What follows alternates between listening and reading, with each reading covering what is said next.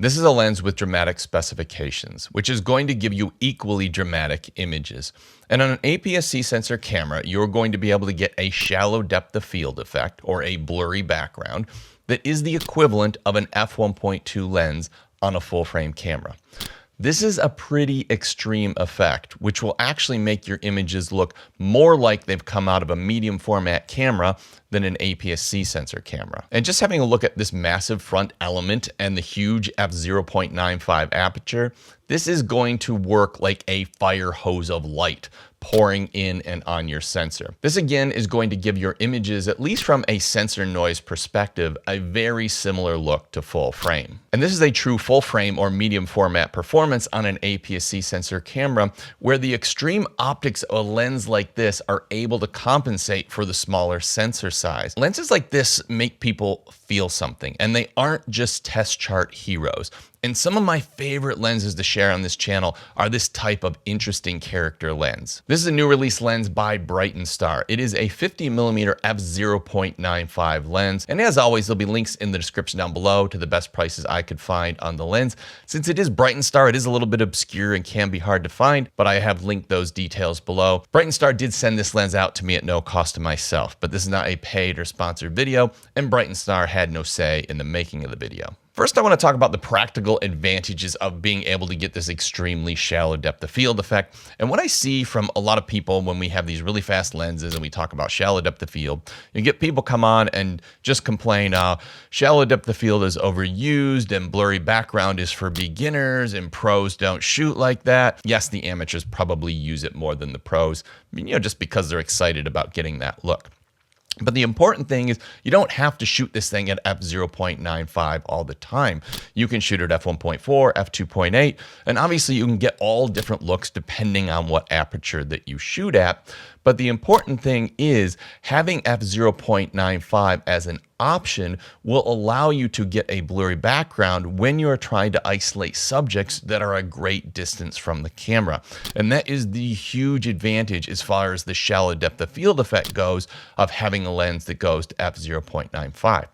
And I will say, shooting at f0.95 and being close to something can actually get an effect that creates an extra shallow depth of field and maybe doesn't even look natural. So I think when you are closer to subjects, you probably don't want to shoot at f0.95. You probably want to shoot at f1.4 or f2. So just because a lens has f0.95 as an option doesn't mean that you have to use it all the time. And I think actually using that level of background blur or that maximum aperture sparingly probably gives you a better effect when you're showing somebody an overall body of work from a lens, because you really don't want to shoot it at f0.95 all the time. Being a 50mm lens on an APS-C sensor camera is going to give you a 75mm full frame field of view. And this is a lens that's going to be good at very specific things. I don't call it an all-purpose do everything type of focal length, because it's really a lens that is good for subject isolation and when you have a focal point in your image. And to start with, it is a great portrait and subject lens. So for portrait photography, it's an absolutely no-brainer, particularly with the f0.95. You can actually get a distance away from a subject and isolate them and get a blurry background. When you get closer in, you're probably going to want to stop it down to f1.4 or f2 or something like that. But this is a very traditional focal length for portraits. And as well, that 75mm full frame field of view is going to get you a nice flattering image of your subject, but it's not going to be overly compressed, so it's still going to be a quite natural looking portrait lens. The other thing a lens like this is going to be great for is product and food photography. Now, as you get closer to your subject, you're going to want to close that aperture down so you don't have that crazy shallow depth of field. It'd be a very limited number of situations where you want to shoot this at f0.95 and get close to something, but it is a natural lens for product and food photography. The other thing it'll be excellent for is event photography, because that 75mm full frame field of view is going to allow you to capture those candid moments at a party or an event, and you're going to be far enough away from your subject that you aren't going to be intruding on the situation. You can kind of do that fly on the wall sort of photography, and they probably won't even know you're there, but you're going to be zoomed in enough that you're going to be able to sort of capture the reaction and sort of a little bit of the environment that they're in. You also, once again, can open up that aperture and really isolate that subject if that's the type of shot that you want to get. And while 75mm is reasonably zoomed in, it is still good for general purpose photography, and particularly street photography. I mean, I really loved it for street photography, and that was one of my favorite things. In fact, I almost exclusively shoot manual focus when I shoot street photography. And this lens gives you a little bit of distance from that subject and gives you a little bit more time to dial in that manual focus, just because you've got a little bit of that distance. So I think it's actually a great street lens as well. The places that really wouldn't work is when you get in tight spaces and 75mm just doesn't allow you to get far enough back. Those are situations where you'd probably want to use a 23 or 35mm APS-C lens, which is going to give you an equivalent focal length of somewhere between 35 and 50. But when you do have that little bit of distance, you can use a 75mm focal length, and you are going to get these different and more dramatic images. Now, as this is a new release lens, I'm not exactly sure what mounts it's going to be available on. I've been told it's probably going to be available on 6 different mounts, which is a lot. I've been sent the Fuji version of the lens, and so all the samples have been shot on my Fuji X-H2. But I will put the links in the description down below that will have the list of all the different currently available mounts. And if you look at the overall build and handling on the lens, this is actually one of the nicest lenses I've ever used. And probably my favorite part about it is the clickiness of it. Just has this beautiful click. Let's see if you can hear this.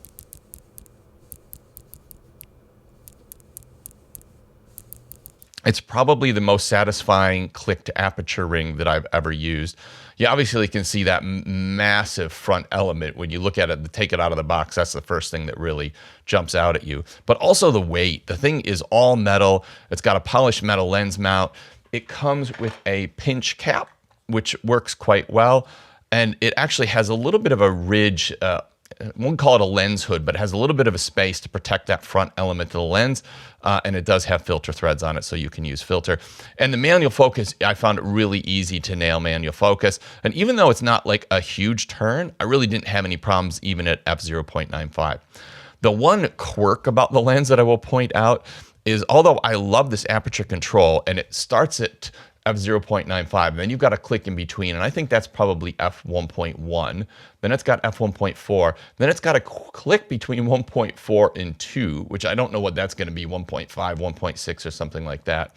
So you do have some really fine-tuning detail at the lower apertures. But once you get up to the top, you actually get to f4, and then there's no f5.6. It goes straight from f4 to f8 to f16.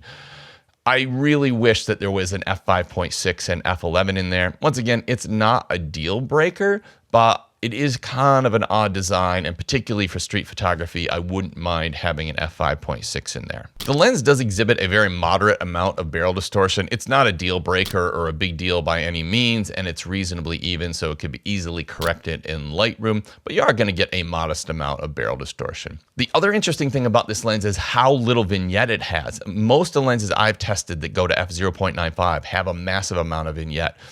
This lens has a very slight amount of vignette at f0.95, but it's the lowest I think I've ever seen out of f0.95 lens.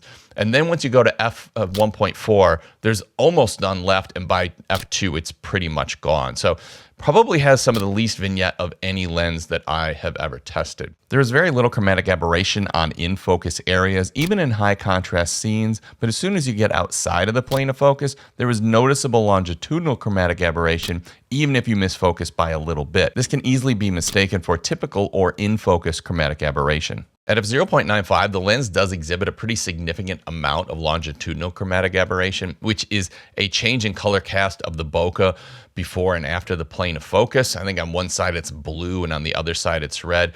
And I just did a focus pull back and forth on this lens chart, and you can really see the effect there.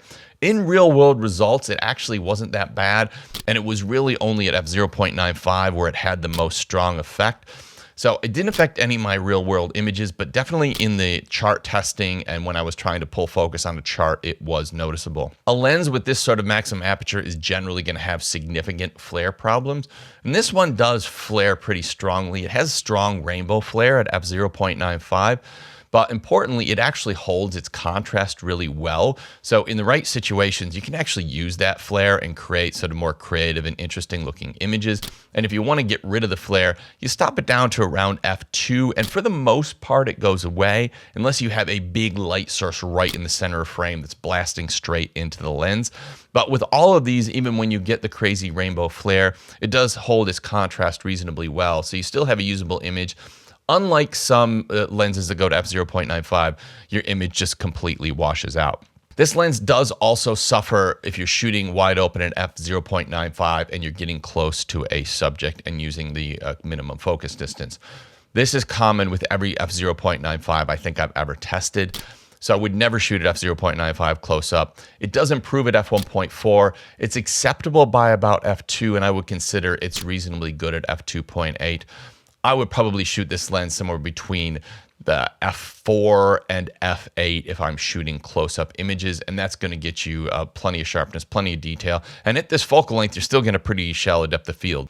Now, when it comes to sharpness, I'm going to just throw this in here because I think people are going to be wondering, like, why should I get a manual lens like this over something like this, which is the Sigma f1.4 autofocus lens. Now, the Sigma lens is an f1.4 versus f0.95. The Sigma lens is also an autofocus lens. Sigma lens is also twice as much. And here's how they roughly compare. I shot the test chart at f1.4, and this is what I got. If you look at the Sigma, it's got significantly heavier vignette than the Brighton Star. This is really interesting, and I didn't actually realize that it had such heavy vignette, but it's got extreme vignette, much worse than the Brighton Star at f1.4. In fact, the Brighton Star at f0.95 is much better than the Sigma at f1.4. The distortion on the Sigma is actually more extreme than the Brighton Star. The Brighton Star has barrel distortion. The Sigma has pincushion distortion. But overall, I think the Sigma actually has more distortion. When we zoom into the center of frame shooting a test chart, I think the sharpness and detail being rendered between the two is pretty much identical. But we should also keep in mind here that the one thing that the Sigma doesn't have that the Brighton Star does is the ability to go to f0.95. So if we go to f0.95 on the Brighton Star, we have now more than doubled the amount of light hitting the sensor, and we've dramatically increased our ability to get a shallow depth of field and isolate a subject, particularly at a distance. This is something the Sigma is not going to be able to do. If we look at what the Sigma does better, it is definitely a more clinical lens. You're going to get better corner and edge of frame sharpness throughout the entire range of apertures. The Brighton Star never really fully sharpens up, where the Sigma is reasonably sharp through the whole range. You're also going to get noticeably better flare performance than the Brighton Star. It's also an autofocus lens, where the Brighton Star is a manual focus lens. But the Sigma also costs more than twice as much, so that's the other thing we have to keep in mind. So when we compare the two lenses, the Sigma is going to give you autofocus and more clinical image quality at twice the price. The Brighton Star is going to give you more of a look with some softer edges of frame, lower vignette, and the ability to get as much as twice the amount of light to hit the sensor. Also, a better ability to isolate your subject with a shallow depth of field effect.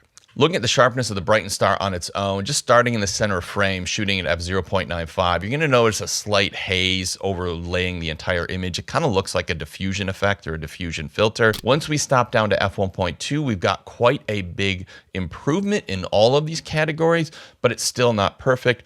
Get down to f1.4 and now it's pretty good. And once again, in the center of frame at f1.4, it's reasonably comparable to the Sigma. Stopping down to f2, the sharpness and contrast is good, and it pretty much stays that way all the way down to f16, where diffraction sort of creeps in and it softens the image overall. Looking at the edge of frames from f0.95 to f8, it is reasonably soft. And by the time you stop it down to f4, it's getting mostly sharp, but it never really gets as sharp as the center of frame. And this is one of the image traits that this lens has. It's going to have softer edges and corners, which is going to draw the viewer's eye to what's in the center of frame. And for a lens like this, I don't really mind that because I'm generally not putting those subjects or objects at the center or corner frame. Anyways, this is something where I'm going to try to put something in the center frame or center 2/3 and draw somebody's eye to it.